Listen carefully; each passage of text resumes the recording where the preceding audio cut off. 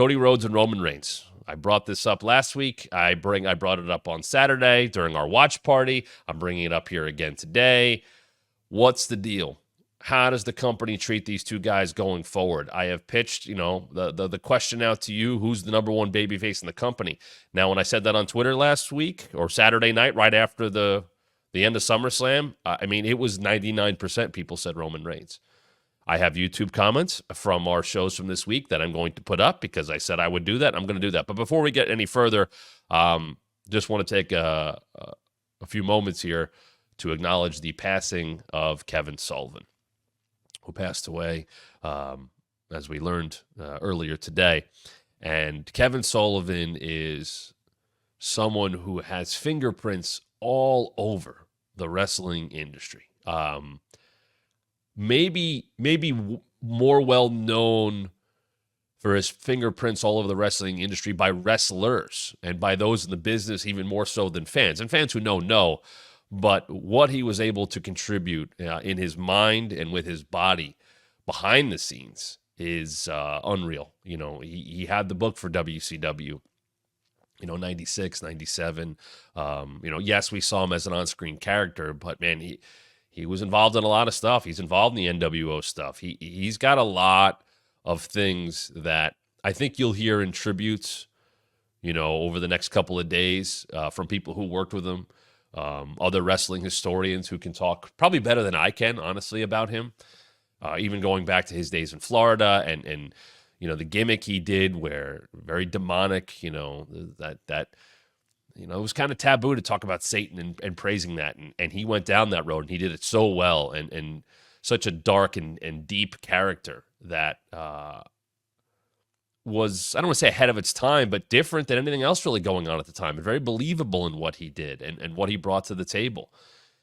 And he certainly will be missed. You see the outpouring of support for him. I know he had some health issues as of late, but even, now that he's passed, you see so many people talking about him and sharing experiences. Steve Corino had a great post about him today about how he was a second wrestling father. And, I know Kevin Nash has always talked about him on his podcast and continue to talk about him. But, man, he really helped a lot of people, and he worked for a lot of different places. And he made his mark on all of those places. I saw a tweet Jerry Briscoe got this morning saying, was Kevin ever brought up as being brought into WWF as a booker? And he indicated that, there was some attempts, but I don't know. He said no interest. I don't know if that meant from Vince or from Sullivan himself. But God, that's one of those what ifs. What if he was involved in some WWF creative or WWE creative, down the road? What would that have looked like? But a lot of good came from Kevin Sullivan, both from what he did on screen and really a lot what he did off screen. And he worked for, we're seeing stories of other companies that he worked for outside of WCW and, obviously did stuff in ECW. Taz put a great tribute to him up, how much he learned from him. They were tag champs, but, how he kept calling him and learning from him. And that's one of those guys who was always willing, from what I've been told. And I don't have any interactions. I can't share any of those personal stories, unfortunately. I never met the man, I never interacted with him. I never was in the same place with him at the same time. But how much he left his mark on people and was still willing to give advice. And definitely one of those people you could pick up the phone and ask about what he thought of what you were doing or what you could be doing or, just his thoughts on the business. Still very sharp on that. And some people have that mind and some people evolve with the times, and he certainly did. And what I think about is with somebody like him is stuff you saw from him on screen, Taskmaster, any of the dark stuff like that, the worshiping or anything. He did so much more that was not about that at all. There was so much more that had nothing to do with that kind of stuff, but that was him as he had that booking mind. And I always hear his voice, that Boston accent, I think is one of those that you hear people do, impressions of, but more so, with love behind them, because he would deliver words in such a way that, you listened a little bit more and you took them into account. And, man, he was great. Don was just saying, Karrion Kross had used him as a priest in recent vignettes. There and people looked at him that way, and he did some things that way after the fact. So, really, really unfortunate and sad to see that he has passed. But Tommy Dreamer's always said this, and he said this a while ago as it relates to wrestling. These are the days where you celebrate life. You celebrate the life of somebody that you knew, somebody that was connected to you, whether you worked with him or you watched him as a fan, or no, hey, some of the great stuff that I watched on TV, he wrote, he booked. And I think that's what a lot of times, specifically in the wrestling world, because that's what I'm talking about, that's what people do. You celebrate the life and you share memories. And I saw so many clips and GIFs and stories on Twitter and on Instagram today. And, that's what I think it's all about. And I appreciate some of you guys sharing those stories. There you go. Matthew just said, Kevin Sullivan, the Hart Dynasty, Teddy Hart, Davey Boy, Bryan Jr. had an amazing backstage segment in MLW 6 years ago or so. There's little stories like that, past the WCW days, past ECW days, and things like that, where if you put him on screen after everything he did, it would add a little bit more. It would make it a little bit more, I got to pay attention. There's Kevin Sullivan. Holy shit.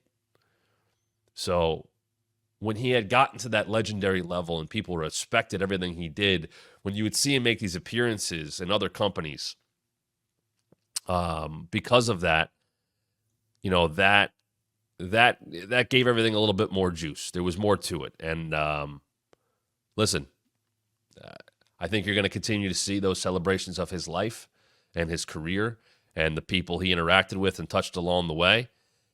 And I hope more people do that. So certainly rest in peace to Kevin Sullivan, and best thoughts and wishes and condolences go out to his family and friends as they celebrate his life. So that's what we like to do, here on the show. We like to talk about those kind of things and like to talk about the people that influence the business and how we can all talk about those things going forward in a positive way. So I appreciate you guys sharing some of your thoughts, some of your memories, and definitely continue to do so as we continue on with the show. Because like everybody I think says in these points, there's no easy transition. But let's talk about what's going on in the other side of the wrestling world. What's going on with SmackDown tonight? We're going to see Roman Reigns on SmackDown, locally advertised also for next week's SmackDown. So 2 weeks in a row. So it's not just one and gone, and I think that makes sense. We just saw him on Saturday make the big grand return. He sold a ton of T-shirts, sold a ton of championship belts. He sold, a bunch of everything. And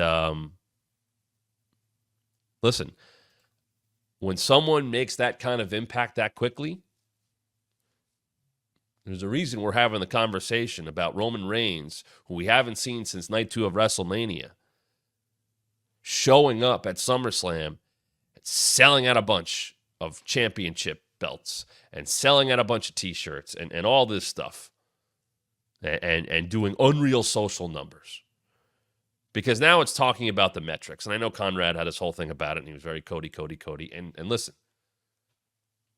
there are metrics that tell you right now Cody is the guy. There's no doubt about it. And by the way, I see these metrics like, this is the number one seller. This is the number one. I've heard the same things Conrad has heard, and I say this as not someone who is close to Cody like Conrad is. It's Cody. And the reason, he's got all those shirts. He's got all those shirts because he sells all those shirts, because it makes sense for the company to put that kind of creative effort into Cody Rhodes, because they're going to sell. It's the same thing that happened with New Day. Maybe people know this, or maybe they don't. When New Day was launched, which is about 10 years ago, like now, unreal. It's been 10 years. They were that heel group and the preacher thing and all that stuff, and they got it where they needed it to go. And they have told the origin stories in the New Day. If you can, I know it doesn't exist anymore, but the New Day pod, some of the early episodes, they talk about the names and all that. There's great stories there. But they talk about how, there was a struggle to get merch, and people were saying New Day sucks. So they take that and go, well, wait, New Day sucks? Are you chanting for New Day socks? And then New Day socks were created. And they were in that old color scheme, which was like gray and neon green and orange. I own a pair of New Day socks. I was behind those guys.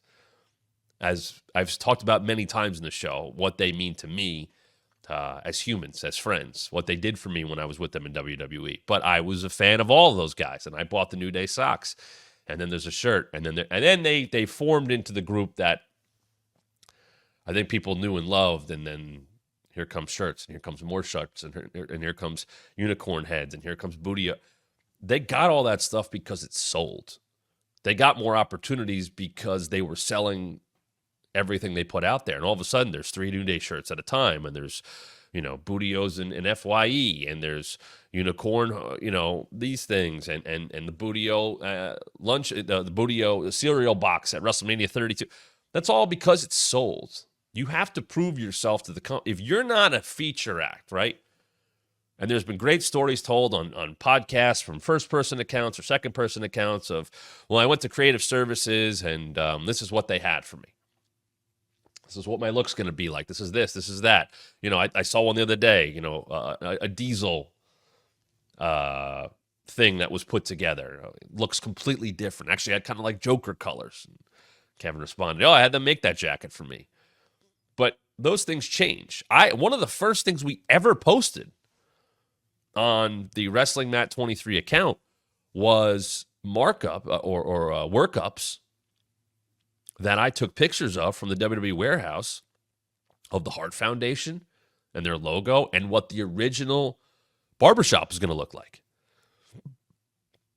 That's how that all gets started. Now, not everybody gets that. Not everybody is going to be presented in such a big way or what the character is going to be. Not everything is like, well, we got to get merch out for them. They're going to some people, the ringmaster. Steve Austin was the ringmaster. He was a good hand. That's what he was brought in to do. Not have merch. He was with Ted DiBiase. He had the $1 million title. That was it. I mean, shit, he showed up in green trunks for a time. But what did that turn into? He submitted that Austin thing. He put that together. Then it sold. Then it sold. Then it sold. And then what happened? He had a bunch of shirts. And it's even crazy now. Because now you don't just get one shirt released. It's like usually 2 or 3. I remember it was a big deal when new Austin shirts came out. First, there was 316. You had the blood one with the blood from a stone. You had the one where his hands are up and the rattlesnakes are coming out of it. You had the jersey. Well, that was a big deal. You had the black shirt with the orange silhouette. But it was like one at a time. But it was almost like they would let them all sell. The NWO shirt. Still selling to this day. Kevin Nash, the estate of Scott Hall, I assume, and Hogan are still making money off those shirts. But they had the black and white shirt first, and then, there'd be and then there was the red and black shirt, and there was, little alterations. But they sold. But now, every time I see a Cody merch drop, it's 2 or 3 things. Oh, there's his dog. Punk, another one. There's his dog. Here's this. Here's the old stuff from 10 years ago. Hell, put that out there again. That's why everybody wears their shirts. That's why guys wrestle in shirts. They want them to sell. But if you're selling, you get more. That's how that works. So Cody is a great merch mover and very likely the number 1 merch mover. Yes, he has the shirts to sell, the merch to sell. Yes, he has more than most people do, but it's because he's moving merch. LA Knight got that. LA Knight, there was some time. It took some time for him to get merch, and then he had more. Then I'm looking at the crowd, I go, holy hell. I remember, oh boy, some point last year, maybe around this time, because he had won the Slim Jim Battle Royal at SummerSlam. I think it was the yellow shirt, and I went, they're everywhere. You could see them. And a good company will make sure that happens. Get them out quickly, get them out. And listen, you can say what you want about Fanatics. I know people have issues with them.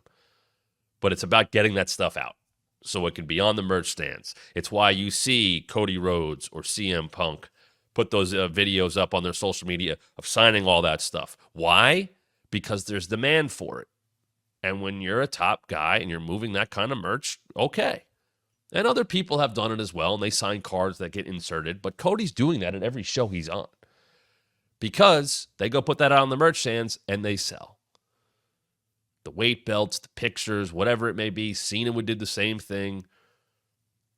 You got those opportunities because you were moving merch. So Cody's been doing that. Roman sold a bunch of shirts. It's his first new shirt back. I'm not surprised by that at all. I know Yeet shirts are doing well. That's why you're seeing a bunch of them. So there's no, well, I don't have them so they can't sell them. No. You got to get going first. You got to get the ball rolling.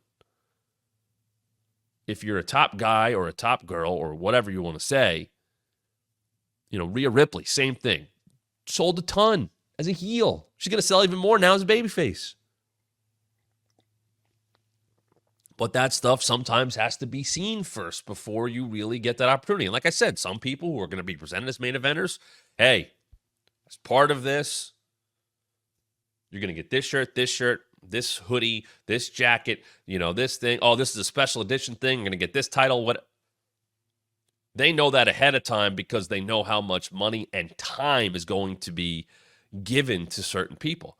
Other people get hot and organic on their own. And then it's, can I get a shirt? Or how about this for a shirt? You got to and some people have to push very hard to get that stuff. And then it's, well, okay, we're going to manufacture the shirt for you, but is it going to move? And then you got to push your shirt. Hey, go buy my shirt. Cody doesn't have to promote a damn thing. Roman Reigns doesn't have to promote a damn thing. He has to wear the shirt on TV. That's what he's got to do. Roman's got to wear the shirt on TV. Cody wears it once in a while. Cody retweets people saying they got it. That's enough. But they don't have to do much. They don't need a pro wrestling tee site. And by the way, that in and itself changed the wrestling business as a whole. Because outside of WWE, outside of a big company, it was like, well, how do I get my merch out there? Well, now there is, and this is obviously 10 plus years. Remember talking to the Young Bucks about this? Well, but probably 3 or 4 years before AEW was a thing, I talked to them about this. I had an interview with them. And, they were pushing shirts out there. And then all of a sudden they get into Hot Topic. And, okay, now we're more widely distributed. And you're in the mall, you can see their stuff. There's New Japan stuff in Hot Topic.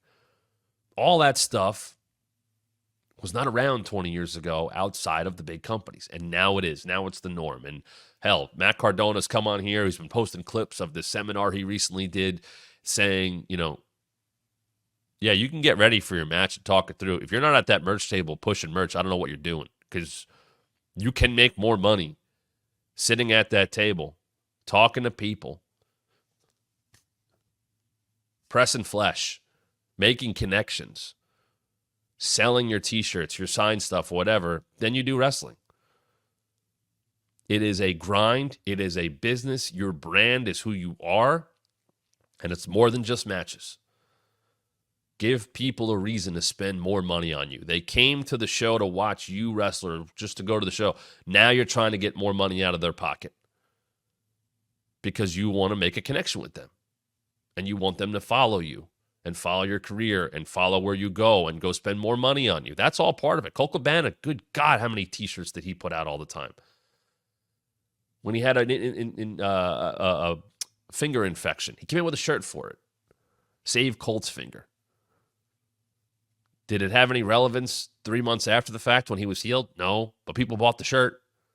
That stuff happens all the time. Hell, Jericho put out a shirt with AJ, Y2AJ, for a tag team that he knew wasn't going to stick around, just to sell it.